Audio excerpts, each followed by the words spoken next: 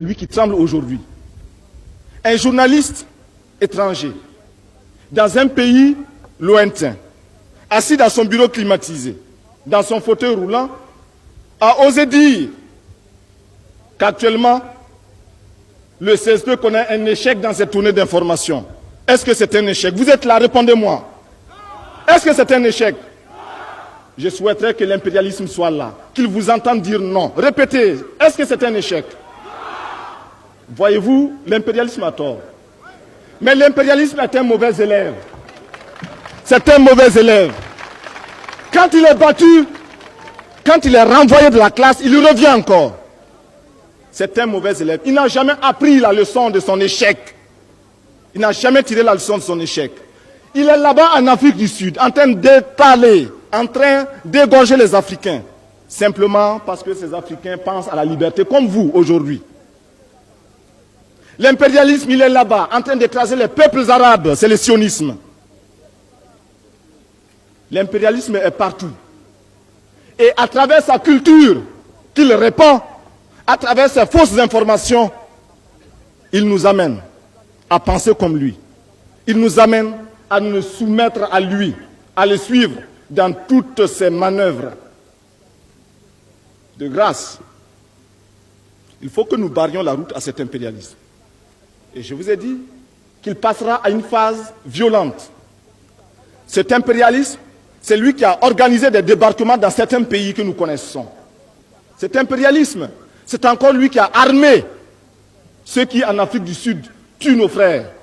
Cet impérialisme, c'est encore lui qui a assassiné les Lumumba, les Cabral, les Kwame Nkrumah.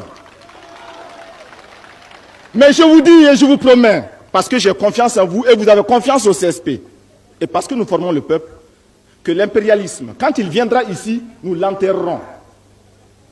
Nous enterrerons l'impérialisme ici.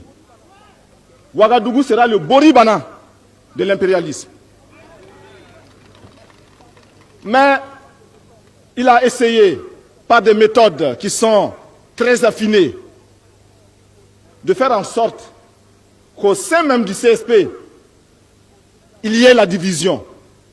Il a fait en sorte qu'au sein même du peuple voltaïque, il y ait l'inquiétude et la psychose.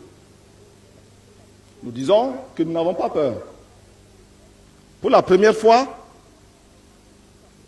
il se passe en Volta quelque chose de fondamental, quelque chose de tout à fait nouveau. Le peuple aime la démocratie. Mais le peuple n'a jamais eu le pouvoir d'instaurer ici une démocratie politique vraie. L'armée a toujours eu la possibilité de prendre le pouvoir, mais n'a jamais voulu de la démocratie. Pour la première fois, nous voyons l'armée qui veut le pouvoir et qui veut la démocratie et qui veut se lier réellement au peuple. Pour la première fois aussi, nous voyons le peuple qui vient massivement pour tendre la main à l'armée. C'est pourquoi nous considérons que cette armée qui est en train de prendre les destinées d'Alvolta, c'est l'armée du peuple. C'est pourquoi je salue aussi ces pancartes qui parlent de l'armée du peuple.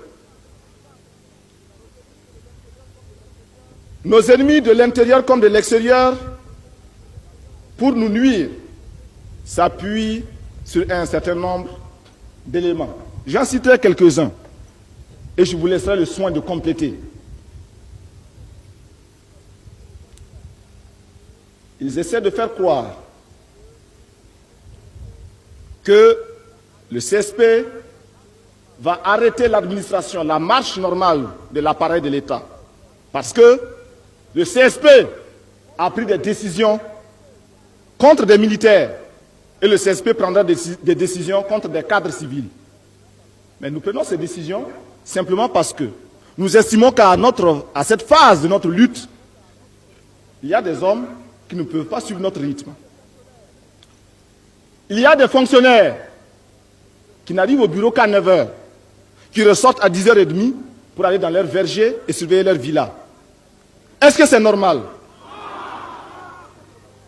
Quand nous voulons chasser ce genre de fonctionnaires, nos ennemis disent, voilà, le CSP veut bloquer l'appareil de l'État. Mais qui a peur de qui? Nous sommes avec le peuple. Eux, ils sont contre le peuple. Alors, nous prendrons les décisions qui seront contre les ennemis du peuple, parce que ces décisions iront en faveur du peuple, le peuple militant de Haute-Volta.